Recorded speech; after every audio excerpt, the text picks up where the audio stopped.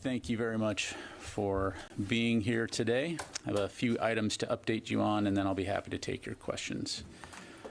First, as you likely saw just a little bit ago, Secretary Austin announced today that at the direction of the President, all units involved in the retrograde operation from Afghanistan, Operation Allies Refuge and Operation Allies Welcome will be awarded the Meritorious Unit Commendation or its equivalent. He also directed the military departments to perform an expedited review of all units present at Hamid Karzai International Airport from August 15 to August 30, 2021, to identify those units or individuals that meet the high standards of the Presidential Unit Citation or appropriate individual awards.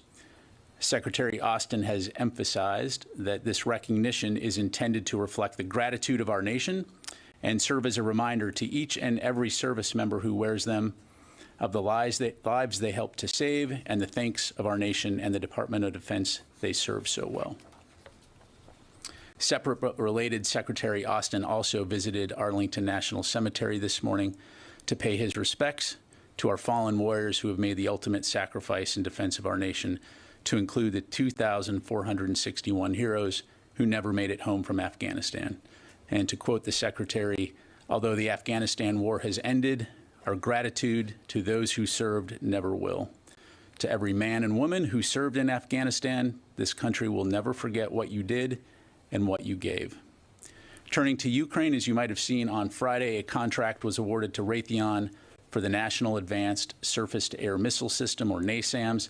This $182 million contract is in support of the Ukraine Security Assistance Initiative, specifically Tranche 3, which tasked the Army with the procurement and delivery of 2 NASAMS. As other contracts are awarded in support of USAI, we will be sure to share that information. And finally, on a scheduling note, the Secretary and the Chairman will travel to Ramstein Air Base, Germany next week to host an in-person meeting September 8th of the Ukraine Defense Contact Group. This will be the 5th meeting of the UDCG, the 3rd in person and the 2nd at Ramstein since this group was formed in April. They will join ministers of defense and senior military officials from 50-plus nations around the world to discuss the ongoing crisis in Ukraine and continue our close coordination on providing the Ukrainian people with the means necessary to protect themselves against Russia's unprovoked and illegal aggression. Secretary Austin will also visit the Czech Republic on September 9th to meet with his counterpart and discuss security-related topics shared by our 2 nations. And with that, I am happy to take your questions.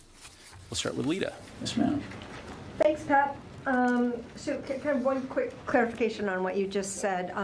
At one point, there was, I thought, a suggestion that one of the NASAMS may move more quickly. Does this mean that no NASAMS yet are in Ukraine or have been sent to Ukraine? Is that just to clarify? Correct. To my knowledge, those will be manufactured by the contractor and delivered when complete. Okay. Can you give us a sense of the Pentagon's assessment at this point of the counteroffensive that Ukraine has said that is going on, particularly in the south, and whether you're seeing any significant changes of hands in any of the property there? And second question, are there any specific weapon systems or equipment that the U.S. military right now is going to have to go out and reorder because of the PDAs? Is there any shortage anywhere that you all are seeing because of the PDAs? So on the latter piece, certainly we'll aim to get you any detailed information on that note, but I will say that I'm not aware of any specific shortages at this time. Again, we will continue to maintain an open dialogue as early as next week again in terms of what Ukrainian needs are in the fight. In regards to fighting in Ukraine, what I would tell you is that we are very sensitive to not getting ahead of the Ukrainians. I think you've heard some of their public statements, not the least of which is their president talking about the need for operations security. And so certainly from this podium, I'm not going to talk about tactical level battlefield detail. What I will say is that we are aware of Ukrainian military operations that have made some forward movement, and in some cases in the Kherson region, We are aware in some cases of Russian units falling back. But again, in order to preserve operation security and to give the Ukrainians the time and the space that they need to conduct their operations, I'm not going to go into that level of detail from the podium. The last thing I would say on that is that our focus, as you know, remains on working with the Ukrainians and our allies and our partners around the world to ensure that they have what they need to fight against Russia in their homeland. Thanks, Lita. Next question. Yes, ma'am. Thank you. Good to see you, sir. Good to see you. Yeah, I'm Jenny Bag with the U.S. Journal of Korea. I have two questions. Recently, Russia's fighter jet have appeared in the South Korea air defense zone, and Russia and China are conducting joint military exercises now. Also reported that the North Korea and China are conducting joint exercises. How do you assess this?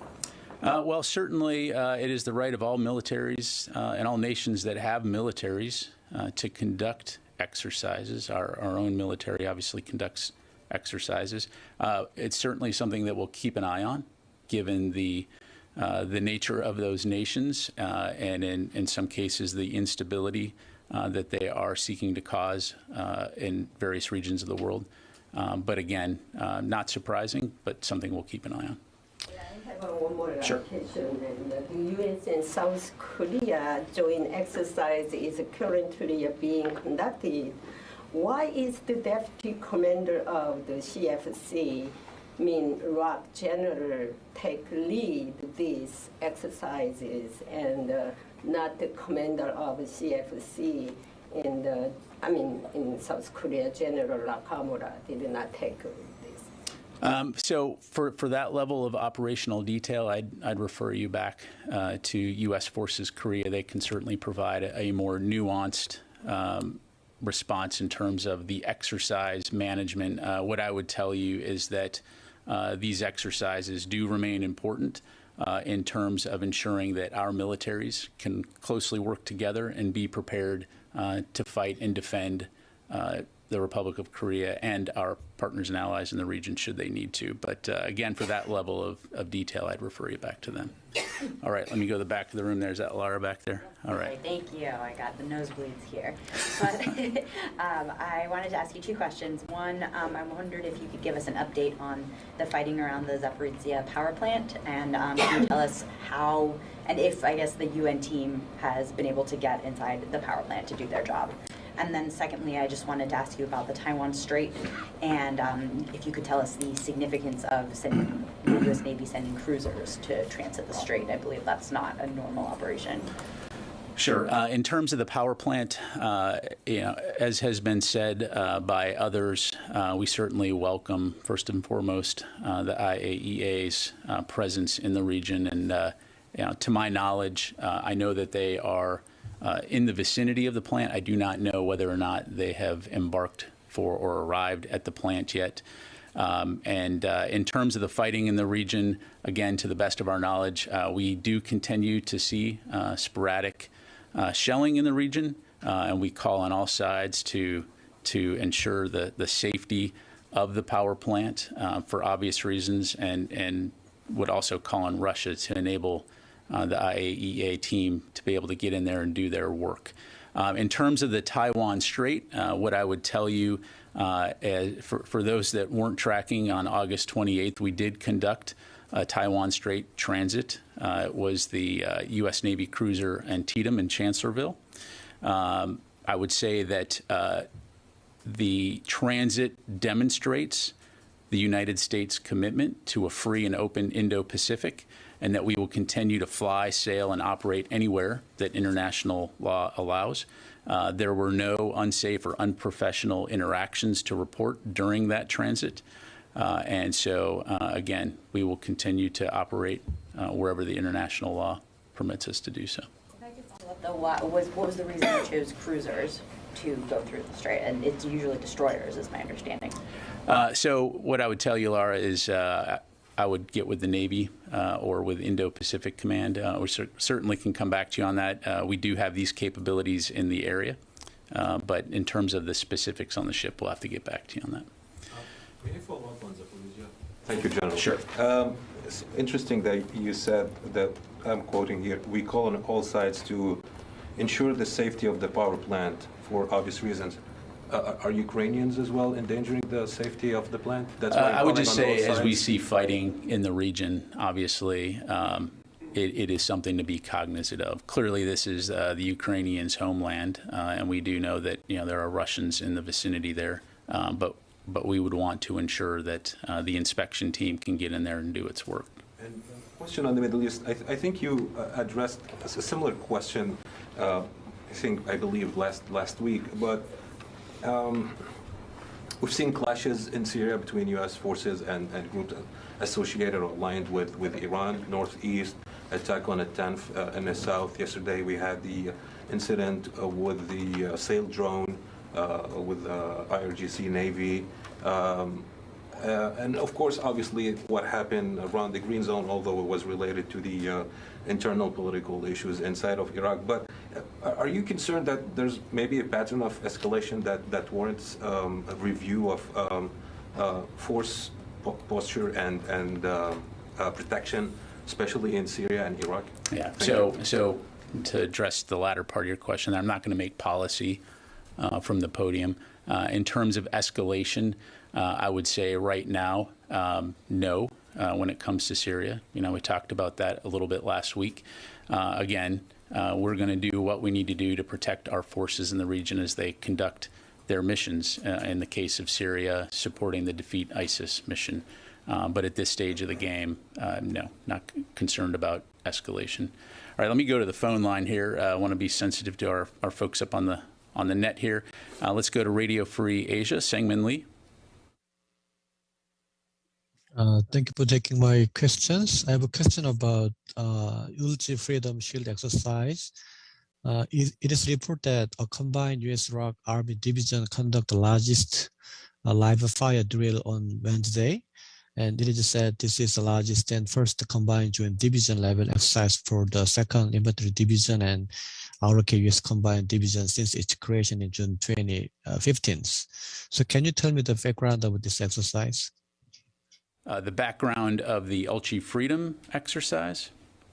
In this specific exercise has been done by combined US ROK, the Artillery Army Division conducted by today. Some brief background here, and of course would encourage you to reach out to USFK for more details. But so as background, this is an 11-day computer simulated defense-oriented training event, which is really designed to enhance ROK and U.S. combined defense posture, help maintain readiness, and as I mentioned before, strengthen the security and the stability on the Korean Peninsula and Northeast Asia. So again, I would encourage you to reach out for any tactical level or operational level details to USFK. Thank you, sir. All right, let me go back to the room here. Tony. I want to go back to some of your original statements, the one on this anniversary. What is I had a couple of status questions. What's the status of the Pentagon or National Defense University's lessons learned on the war and the evacuation? Sure. So the after-action report is complete. It's under review right now. The Secretary is reviewing it. At this time, the report is classified. So at a point that we have more to provide on that, we certainly will. Okay, keep pushing for it so it's not classified for another 10 years. Secondly, the compensation for the Ahmadi family survivors of the terrible drone strike last year, they haven't been paid yet according to their attorney, and there's been no resettlement. Can you confirm that there's been no compensation payments, and where do things stand with that? Sure. Yeah. Thanks for the question, Tony. So what I would tell you is that we continue to work closely with other agencies within the U.S. government on this issue. As I've mentioned before, both for privacy and operational security reasons, there's just really not a lot of detail that I can provide at this point, other than to say I can assure you that a lot of people are working very, very hard on this. But you can confirm that no compensation has been paid to the survivors yet? Again, at this point, that's about the level of detail I can provide you. You mentioned NASAMS early on, a technical question, but the contract says buried in there that delivery is expected in 2024, August 23rd of 2024. 2 years later, 2 years from now, can you explain to the best you can the sense of lack of alacrity there? Sure, absolutely. As you look at the security assistance that we're providing to Ukraine, you can really kind of look at it through two lenses. One is providing their immediate needs for the fight that they're in right now. But there's also, and Dr. Call talked to this a little bit last week, there's also the aspect of providing enduring security support and Ukraine's enduring security posture. And so we're not necessarily just focused on right now, but it's also ensuring that they have what they need in the future to be able to sustain deterrence and provide for their own protection. Whenever the system comes up in the discussion, readers or listeners should not assume this is for the immediate fight, but this is down the line. Correct. Thanks. Correct. Yes, ma'am. Tony actually just asked my Afghanistan question. I want to ask about the airstrikes we saw in Syria. There were some airstrikes reported today in Aleppo. Syria's saying that this was Israel and that they were targeting Iranian missiles that were being delivered to Syrian forces. Can you confirm whether or not the U.S. was involved in these airstrikes? What more can you tell us about this? I don't have any information on that. Carla will have to get back to you. I'm not tracking any U.S. airstrikes in Syria right now, but let us look into that and come back to you. Thanks. Yes, sir. Thank you. My name is Ryo Nakamura with Japan's Nikkei Asia. Thank you very much for taking my question. I want to ask you about China's activities in the region. Assistant Secretary of Defense Dr. Ratner said in late July the U.S. witnessed a sharp increase in unsafe and unprofessional behavior by Chinese aircraft and Chinese warships in recent months. I'm wondering if that trend has continued or has accelerated since Speaker Pelosi visited Taiwan. In terms of Chinese activity in the region, as has been said, we assess that really what China was trying to do here was change the status quo in terms of what is acceptable, normal behavior in that region. Our focus is working with our allies and our partners in the region to ensure stability and to preserve the international rules-based order that has largely kept the peace for over 70 years, since World War II. In terms of individual actions by individual Chinese aircraft or ships, I'm not going to have a specific comment to say other than when we do have something to announce, we're usually pretty good about putting out any information in terms of unsafe or unprofessional activity. Oh, I have a separate question. Okay, one more and then I'm going to move on. Yeah, China suspended some military-to-military communication channels in early August. Are you working to resume them? If that's the case, is China cooperative? I'm going to have to look into that one for you. Sure, thank you. Let me quickly go to the phone, then I'll come back to Jennifer back there. Let's go to Brandy from FedScoop. Thanks, General Ryder. We saw news yesterday that the Navy interrupted an attempt by Iran to seize an unmanned vessel in the Persian Gulf. Have you seen any evidence of such behavior from Russia or Russia trying to capture unmanned coastal defense vessels that the U.S. sent to Ukraine? And secondly, can we get an update on how those unmanned vessels are being used by Ukraine? Sure. On your first question, no. I'm not aware of anything like that at this time. And then I'm sorry, your second question? Second question, can you provide any more information about how those unmanned coastal defense vessels that were sent to Ukraine, I believe around April, about how they're being used? We'll have to get back to you on that one. I don't want to get into specific details in terms of operational movements, but let us take a look on that, Brandy, and if there's anything we can provide, we'll come back to you. Thank you. All right, let me go to Jennifer, and then I'll come back to the phone. Yes, ma'am. Thank you, General Ryder. In terms of that Navy interception, can you just describe what was the significance of the Navy retrieving that armed underwater drone, and what happened exactly? Yeah, sure. As most of you are aware, I'm sure, Fifth Fleet did put out a statement on this, but let me just provide you a little bit of background here. So on Monday, yesterday, the U.S. Navy observed the IRGC Navy support ship towing a sail drone explorer unmanned surface vessel, and what we assessed was an attempt to detain it. And so the USS Thunderbolt and a MH-60S Seahawk responded. We did hail the ship and ask them to release the drone, which they did. And so I would join General Kurilla. I'm sure you saw his statement, and just commending the professionalism, the competence of the crew of the USS Thunderbolt, which ultimately prevented Iran from essentially stealing one of our drones, our unmanned surface vessels. Does that help, Jennifer? Yes. And have you seen any evidence that Iranian militias or Iranians themselves have been involved in these Baghdad protests or any of the violence? Do you have any evidence that Iranians are behind that? I don't have anything to provide from here, so I'd have to say no. Okay. Let me do another one on the phone here, and I'll come back to the room. Let's go to J.J. Green, WTOP. Yeah. Hi, General. Thanks for taking the question. I've been hearing that the U.S. military was involved in some way in helping Ukraine prepare for this counteroffensive. Can you confirm that? And in what way might the U.S. have helped them prepare for this? Yeah, thanks for the question, JJ. What I would tell you is that, as we've said before, we have a routine military-to-military dialogue with Ukraine at many levels. And I'm not going to comment on the specifics of what those engagements are. But generally speaking, as we've publicly commented on in the past, it's providing the Ukrainians with the information they need to better understand the threats that they face and defend their country. But it's important to point out here that ultimately it is the Ukrainians that are making the final decisions when it comes to operations. Thank you. All right, back to the room here. Yes, sir. Hi, Anson Mercer with the Asahi Shimbun.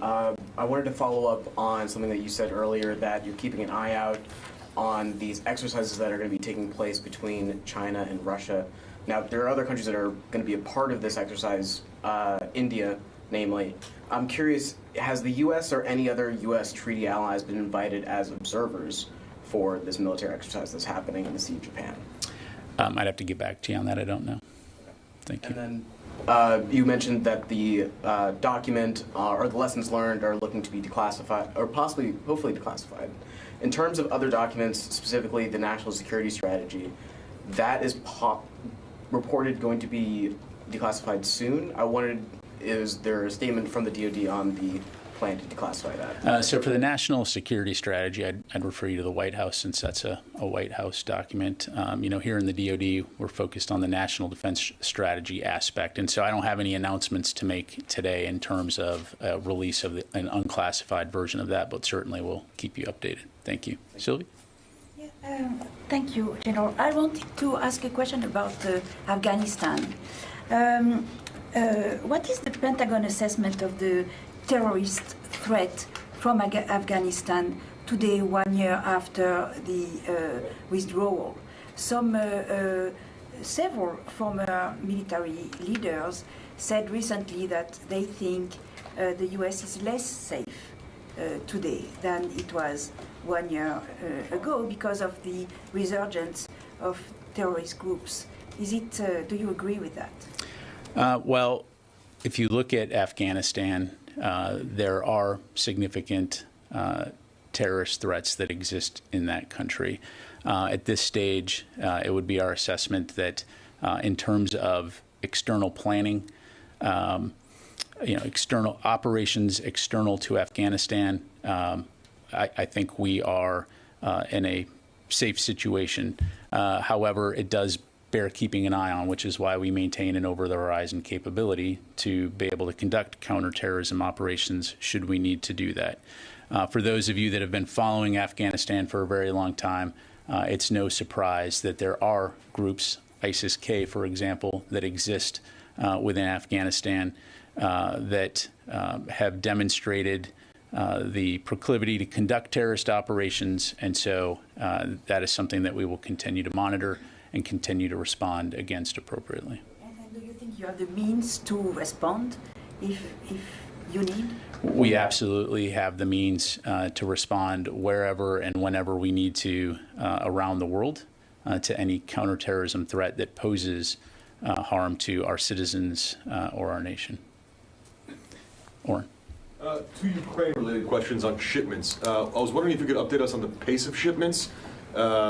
It's been a while since we've had an update on sort of how many flights are regularly going in. I think it was 8 to 10 quite some time ago. Is it the same pace? Has it picked up, slowed down? And then there had been, and this is a more specific question, there had been some speculation that the drawdown package announced on August 19th was to assist in a counteroffensive. Can we get an update on what from that drawdown package has gone in and what remains to be shipped? Thanks, Oren. So in terms of the rate of security assistance into Ukraine, we can get back to you with some more specifics, but I would say that this is something that obviously we continue to take very seriously, and U.S. Transportation Command continues to do amazing work working with U.S. European Command and others to get that assistance to the Ukrainians as quickly as possible. Certainly, we're seeing the effect of that assistance on the battlefield. And then, I'm sorry, your last question? I was wondering on the drawdown package announced on August 19th, if you'd be able to update us on what from that package has gone in and what remains to be shipped. Well, let me get back to you on that one. Okay, let me go back out to the phone here real quick. Do we have Audrey Decker from Inside Defense? Hi, thanks, General Ryder. Another question on the Navy interception of sail drone. How likely is this to happen again? And if these unmanned vessels are out there on their own, how do you protect them? And is the DoD taking any steps, any extra security measures to prevent this from happening again? Thanks. Thanks very much, Audrey. So I'm not going to speculate on a hypothetical in terms of how often this could happen. Clearly, Fifth Fleet has it well in hand in terms of patrolling the waterways there and maintaining situational awareness in terms of their capabilities and assets in the region. And again, as was evidenced by the USS Thunderbolt, the ability to respond quickly should something like that happen again in the future, which hopefully it will not. Okay, let me take another call, another person on the phone here, and then we'll go back into the audience. Heather from USNI. Thanks so much. I have two unrelated questions, but I was hoping you could start with the Truman and George H.W. Bush in the Mediterranean. What message is the United States trying to send? And then I also wanted to know if the Department of Defense has any comment on the fact that a couple senators and several states' attorneys have issued briefs on the Navy SEALs 1 through 26 versus Biden lawsuit, which is the one that has prevented the Navy from being able to separate anyone with a religious exemption to the COVID-19 vaccine. Yeah, thanks very much, Heather. I feel like I'm batting zero with you because every time you ask me a question, I don't have that information readily available in front of me. So I will, after this briefing, we'll get with you and we'll get with the Navy and we'll make sure that you get the information that you're asking for. And I promise I will do better to get you answers to your questions in the future. Thank you. Let me do one more on the phone here. Let's go to Karun from Washington Post. Hi there. Thanks for taking the question. I just wanted to go back to the announcement from Secretary Austin. The commendations and the citation process, why is this only happening now? Why did this take a year to come about? And why were we not seeing a step like this earlier, especially if it was going to be so all-encompassing for those who served as part of that mission? Yeah, thanks for the question. So obviously, this is a significant recognition for those who served in Afghanistan and participated in this very significant event. And so, as I highlighted in my opening comments, from the Secretary's standpoint, really the key message here is that it's meant to express the gratitude of the Department of Defense and our nation for what it is that our men and women serving in Afghanistan during this very challenging time and what they accomplished. Thank you. Sure, take probably 2 or 3 more questions. General, thank you. Jared Zuba with Monitor. I just wanted to follow up on Fadi and Carla's questions on the situation in Syria. I'm just wondering if there are any concerns in the department that recent Israeli airstrikes on Syria could potentially lead to further attacks on U.S. forces on the ground in the country, and if so, has that been discussed with Israeli partners in the recent past? Yeah, thanks for the question. So I'm not going to discuss current, potential, or future Israeli operations. Our focus in Syria, of course, continues to remain on conducting the Defeat ISIS mission, and will continue to remain our focus. Let me take just a couple more. Yes, ma'am, and then we'll go to the back room there. Thank you, General Rufaj with Al Hurra. Follow up on Jared's question. If you can give us a sense of the level of coordination between the U.S. and the Israelis, especially when Israel claims that the targets are linked directly to Iran. And also I have another question on Iraq, if you can give us the DoD assessment of the latest security developments in Iraq, and if U.S. forces there took maybe extra security measures during the latest. Sure. On your first question about Israel, certainly we have a very long-standing security relationship with our ally Israel. I'm not going to talk about specific details when it comes to consultation, cooperation, coordination, things like that, other than to say, again, we maintain a very robust dialogue with this important ally in the region. In terms of Iraq, certainly, like many around the world, we continue to monitor the situation there. I would refer you to the State Department for any questions in terms of the situation in the U.S. Embassy. But I don't have, from a U.S. military standpoint, to my knowledge right now, we continue to conduct our security cooperation mission there, and everything is proceeding as normal. Thank you. Let me go to the back of the room here, and then I'll do one more on the phone. Yes, sir. It's good to see you. Good to see you. Just going back to the incident with the Iran's attempt to seize that drone, do you see this as a pattern? Was that some increase in the tension or increase in dangerous activity by the Iranians in that area? So I hesitate to characterize it as a pattern, other than to say that it's indicative of the kind of behavior that we've seen from Iran in the region for, frankly, many years when it comes to this kind of disruptive and inappropriate activity. And so having watched in the past some of the activities of the IRGC Navy, this is not the first time they've done these kinds of things. And so, again, it just showcases the challenge that Iran presents in terms of the threat to the region, and another reason why we'll continue to work very closely with our partners and our allies in the region to help provide the stability that's important to keep not only the sea lanes open, but the health and safety of those that are operating in that area. Sorry, just an unrelated question. Sure. On the whole investigation of the documents found at Mar-a-Lago, is the Defense Department involved in reviewing any of these documents, classified or secret documents? Yeah, thanks for the question, Dan. I would refer you to the Department of Justice for any questions regarding the documents. So, all right, let me take one more from the phone here, and then we'll do one more with Carla. All right. One clarification with me. And then one clarification with Fadi. Okay, let's go to Tony from Inside Defense. Thank you, sir. My question is about the status of funding for Ukraine. Is DoD running out of aid for Ukraine? And also, as DoD ponders what or how much it might ask next from Congress, does it want more money for PDA to send weapons directly to Ukraine? Or is it now sort of seeking more money for USAI, where the weapons might not arrive for a couple of years? So to answer your first question, no, we are not running out of aid. And then in terms of the breakdown between PDA and USAIA,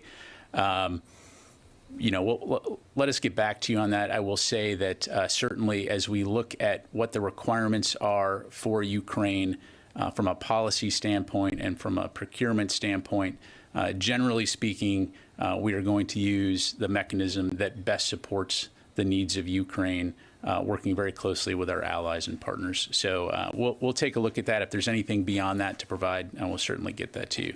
All right, Carla, and then Fadi. Yep. I just wanted to follow up on Sylvie's question because, you know, when you were talking about the situation in Afghanistan, you said that the U.S. is in a safe situation, but it does warrant keeping an eye on everything with the over the horizon. I just wanted to follow up to see how difficult is over the horizon now, 1 year later, and how much is that costing DoD in terms of ISR capabilities that they're having, extra ISR capabilities that they're having to put on the sky? Well, again, just to provide some perspective and context, over-the-horizon operations are something that we've been doing for a very long time in this region and elsewhere. And so our ability to continue to do those operations remains unimpeded. Certainly, with the situation in Afghanistan, it does make it more of a challenge, but not something that we can't, not something that's insurmountable. And so, again, we will protect and defend our people, our allies, and our partners as needed wherever and whenever we need to. So, yep. And then Fadi. Thank you, General. So I believe you said that with the sailboat incident that the Thunderbolt crew asked the IRGC Navy support ship to let the sail drone leave. Does the sail drone have any identification on it that shows it belongs to U.S. Navy or the USA? We know our drones. No, you do, but do the Iranians know that? Does it have any identification when it's in open water like this, international water? I'd have to refer you to NAVCENT in terms of what the specific markings on those may be, but certainly when we asked them to release it, they released it. So maybe I can't speculate on what they knew or what they didn't know. So we don't know for sure that they knew this one belongs to the U.S. Navy. I do not know that for sure. Thank you. Okay. All right. Thank you all very much, everybody. Appreciate your time today.